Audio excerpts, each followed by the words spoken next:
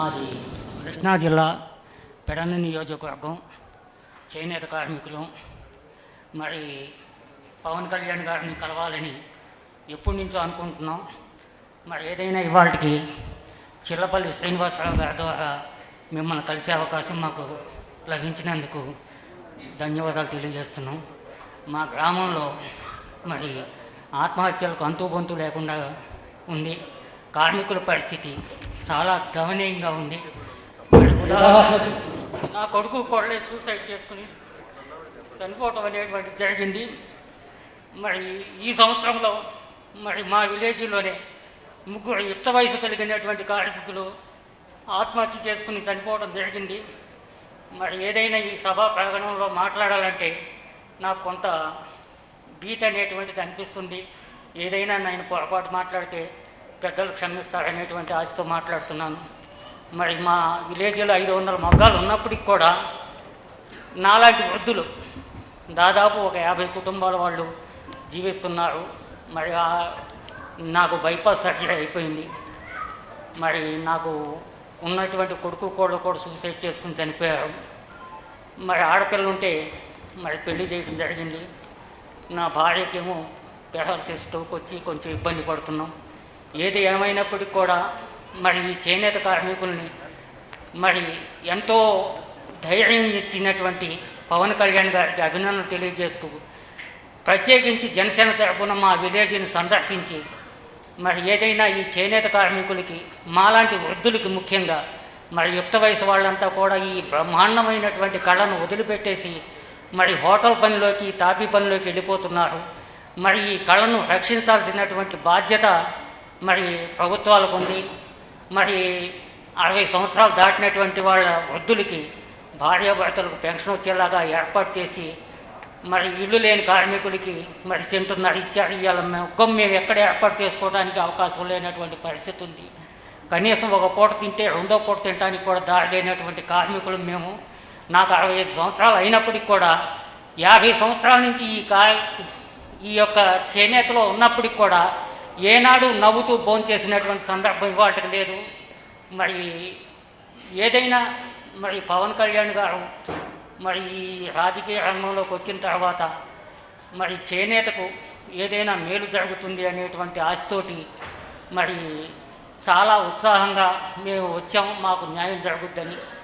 మరి ఏదైనా మాకు కరెంటు బిల్లు కట్టాలంటే ఇవాళ చాలా తడిసి మోపుడైపోతుంది. మరి గతంలో చంద్రబాబు నాయుడు గారు మరి 100 యూనిట్లు ఉచితంగా ఇస్తానని చెప్పి కూడా వారు ఇవ్వలేని పరిస్థితి అయింది.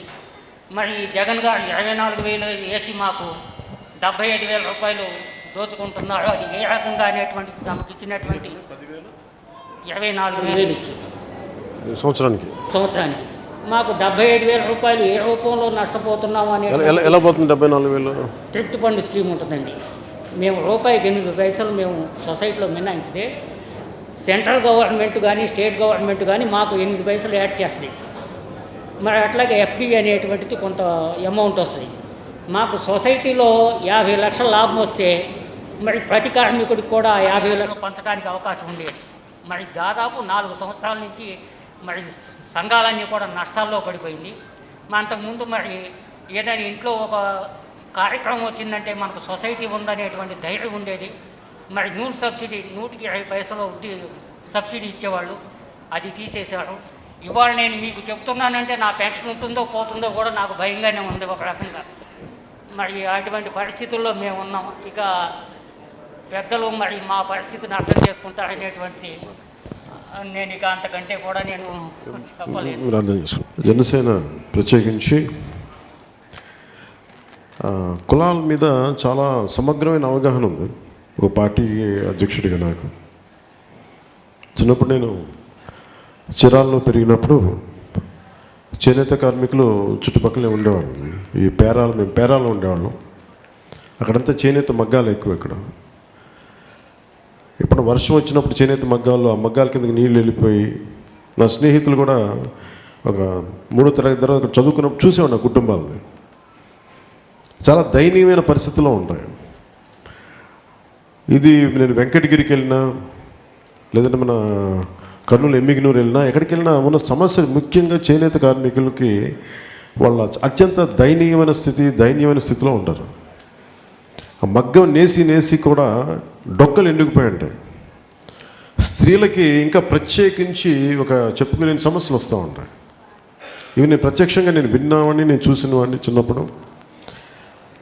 సో ఇలాంటి పరిస్థితుల్లో చేనేతని బతికించుకోవాలి అన్న తపన భారతదేశంలో ప్రతి ఒక్కరికి ఉండాలి. గాంధీజీ గారు కూడా చేనేత బతికుండాలి అనేది మనకి స్వరాజ్యం మనకి ఈ ఫ్రీడమ్ స్ట్రగుల్లో చాలా చేనేత అనేది చాలా కీలకమైన ఉద్యమ స్వరూపం తీసుకుంది. అలాంటి చేనేతని రక్షించుకోవాల్సిన బాధ్యత భారతదేశంలోని ప్రతి ప్రభుత్వానికి ఉంది. సో నేను కూడా ఎప్పుడు అడ్వర్టైజ్మెంట్స్ ఇవన్నీ చేయలేదు. ఒకసారి ఎప్పుడు చేసిన తర్వాత ఇంకెప్పుడు చేయకూడదని నిర్ణయించుకున్న క్రమంలో ఒకసారి నేను చెప్పింది, చేనేత ప్రోడక్ట్స్కి నేను బ్రాండ్ అంబాసిడర్గా ఉంటాననేది నేను మనస్ఫూర్తిగా తెలియజేయడానికి కారణం ఇది మన ఉత్పత్తి. ఇది ప్రత్యేకమైన ఉత్పత్తి, చాలా కష్టంతో కూడింది, చాలా నైపుణ్యంతో కూడింది, చాలా కళా నైపుణ్యం కావాలి దీనికి. నాకు చేనేత కార్మికులు అనే కంటే కూడా నాకు చేనేత కళాకారులు అనేది నాకు పదప్రయోగం ఇష్టం. కానీ కార్మికుడు అంటేనే వాళ్ళకి పథకాలు వస్తుంది కానీ ఒకసారి ఇబ్బందులుగా ఉంటాయి. కానీ ముఖ్యంగా పేరు పెడన్ నుంచి వచ్చిన లోకనాథం గారు, ఆయన 2 పిల్లలు, కొడుకు కోడలు ఆత్మహత్య చేసుకున్నారు. ఈ అప్పులు బాధ భరించలేక, అభివృద్ధి లేక. అంటే ఇలాంటి లోకనాథం గారు లాంటి వ్యక్తులు నేను కలుస్తూ ఉంటాను. చూస్తున్నప్పుడు నాకు ఎంత గుండె ఎండిపోతుందంటే చూస్తే బాధతోటి. మనం తిరిగే సమాజంలో ఇలాంటి మనుషులు, ఇంత పచ్చటి నేల, ఇది కృష్ణా పరివాహక ప్రాంతం, పచ్చటి పొలాలు, ఈ పచ్చటి పొలాల మధ్యలో ఆకలి చావులు ఉంటాయి అనేది మనం ఊహించలేము. నిజంగా నేను రాజకీయాల్లోకి వచ్చినందుకు నాకు మనస్ఫూర్తిగా నేను భగవంతుడికి ఎందుకు కృతజ్ఞతలు చెప్పుకుంటానంటే, కష్టాలని అర్థం చేసుకునే ఒక మనసు అవగాహన నాకు భగవంతుడు ఇచ్చినందుకు మనస్ఫూర్తిగా నేను రోజువారీ కృతజ్ఞతలు తెలియజేసుకుంటూ ఉంటాను. లోకనాథం గారి భార్య పాపం ఇబ్బందుల్లో ఉండి, అనారోగ్య పరిస్థితుల్లో ఉండి, ఆయన ఈ రోజున నాకు వచ్చే సమాధానం ప్రశ్న, ఆయన పరిష్కారం కోసం లేదంటే ఆయన బాధను చెప్పుకోవడానికి వస్తే ఆయనకున్న భయం కూడా ఏంటంటే, ఈ ప్రభుత్వం మళ్ళీ నాకు వచ్చే సంవత్సరానికి వచ్చి ఆ కొద్దిపాటి ఇది కూడా తీసేస్తారా అనేది, ఆ నెల పెన్షన్ కూడా తీసేస్తారా అనేది భయం ఉంది. ఈ భయాలు పోవాలనేది నేను కోరుకుంటున్నాను. మీకు న్యాయం జరిగినప్పుడు 10 మందికి చెప్పుకునే అవకాశం, సౌలభ్యమే మనకి ఈ డెమోక్రసీ ఇస్తుంది. సో లోకనాథం గారికి నేను మనస్ఫూర్తిగా మీకు మాటిస్తున్నాను. మీకు ఈరోజు మీరు భయపడకండి. ఏదైనా సమస్య ఉంటే మన చల్లపల్లి శ్రీనివాస్ గారి దగ్గరికి దృష్టికి తీసుకురండి, మనం దీన్ని పరిష్కరిద్దాం దీని గురించి. అలాగే జిఎస్టీ కూడా ఉంది కదా చేనేతకి. సహకార సంఘాలన్నింటినీ, సొసైటీస్ని సంపూర్ణంగా చంపేశారు. సొసైటీలు కనుక లాభదాయకంగా కనుక ఉండుంటే 70,000 వచ్చిండేది. ఈ ప్రభుత్వం దాన్ని ఈ క్రమంలో దాన్ని పెంచడానికి పోగా దాన్ని 70,000 తీసేసి 14,000 తీసుకొచ్చారు. 14,000 సంవత్సర కాలంలో ఏ మూలకు సరిపోతే చెప్పండి? 24,000. అంటే ఒక కుటుంబం నలుగురు ఉన్న కుటుంబం గడపడానికే సొంత ఇల్లు ఉంటే, ఈ మధ్యన లెక్కలే చూస్తూ ఉంటే 10 నుంచి 15,000 పడుతుంది అంటున్నారు సొంత ఇల్లు ఉంటేనే, కూరగాయలు పండించుకుంటే. అలాంటిది కేవలం సొంత ఇల్లు లేకుండా అన్ని బజార్లో కొనుక్కోవాలంటే ఏ స్థాయికి కావాలో వాళ్ళు ఇచ్చే 24,000 ఏ మూలకు సరిపోతే మనందరూ ఆలోచించుకోవచ్చు. అంటే కరెక్ట్గా చెప్పాలంటే నెలకి 2,000 రూపాయలు చొప్పున, కనీసం ఒక 10 రోజులకు భోజనం కూడా వస్తే గొప్ప. ఈ పెరిగిన ఖర్చుల్లో, పెరుగుతున్న ధరల్లో. సో జనసేన ప్రత్యేకించి ఉత్పత్తి కులాలు, బీసీ కులాలు దీనికి సంబంధించింది. ఇది ఉత్పత్తి కులాల అభివృద్ధి కావాలని నేను కోరుకునేవాడిని. ఉత్పత్తి కులాల దగ్గర ఆకలి చావులు ఉండకూడదు, కడుపు కాలిపోకూడదు, వాళ్ళు లాభదాయకంగా ఉండాలి, లాభసాటిగా ఉండాలి వాళ్ళ భవిష్యత్తు అనేది నేను మనస్ఫూర్తిగా ఆకాంక్షించాను. దానికి తగ్గట్టుగానే ప్రణాళిక సిద్ధం చేసుకుంటా ఉన్నాం. ఈ వచ్చే ఎన్నికల్లో, వచ్చే జనసేన టీడీపీ సంకీర్ణ ప్రభుత్వంలో ఖచ్చితంగా ఒక సువర్ణ దినాలు వస్తాయి చేనేతకి అనేది నా మనస్ఫూర్తిగా నేను ఆకాంక్షిస్తున్నాను. ఆ దిశగా నేను చాలా బలమైన అడుగులు వేస్తున్నాను.